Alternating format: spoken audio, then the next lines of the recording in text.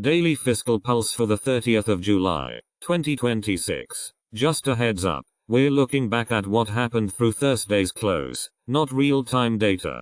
Let's start with what's capturing market attention right now. The AI and tech space is dominating headlines, particularly the story of Leopold Aschenbrenner building a $45 billion AI hedge fund only to lose most of it in days. That narrative is clearly influencing how traders are positioning and where price action is headed. But we should let the actual cash flows tell us what's really happening underneath. The numbers from today show a net fiscal transfer of $9.0 billion. That's reasonable in isolation, but what matters more is the underlying trend. Over the last 5 days, flows have dropped to roughly half of what we saw before. Tax receipts are carrying the load at $4.8 billion.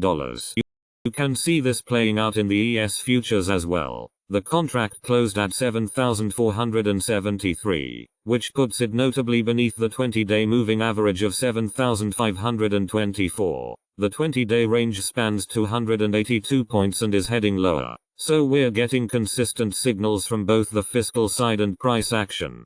The larger context is where things get interesting. Government spending averaged about $1.1 billion per day over the past 5 days. Step back to the 20-day average and you're looking at closer to $5.0 billion per day. That's a meaningful deceleration. Essentially, less money is flowing into the system, which means less of it reaching households and eventually finding its way to markets. That's tightening financial conditions. Looking at year over year, spending sits roughly flat at $1,325.4 billion. There's no major change in fiscal support to account for.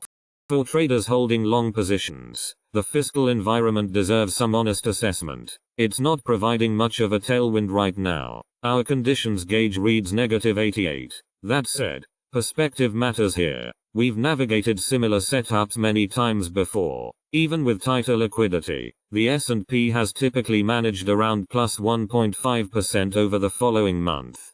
Price doesn't always move in lockstep with cash flows. It frequently grinds higher regardless. There's also a positioning element to consider. Leveraged funds have been adding to long exposure while margin debt is at the 100th percentile. That's significant. Historically, when margins reach those levels, they function more as a caution flag than a confirmation.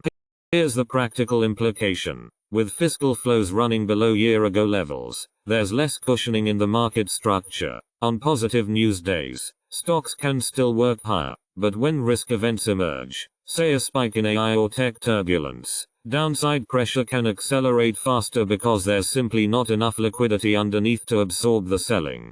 A couple of dates on the calendar worth monitoring. The 31st of July marks the month-end settlement window, which tends to shift near-term flows. The 15th of August is when the next major Treasury coupon interest payment is due.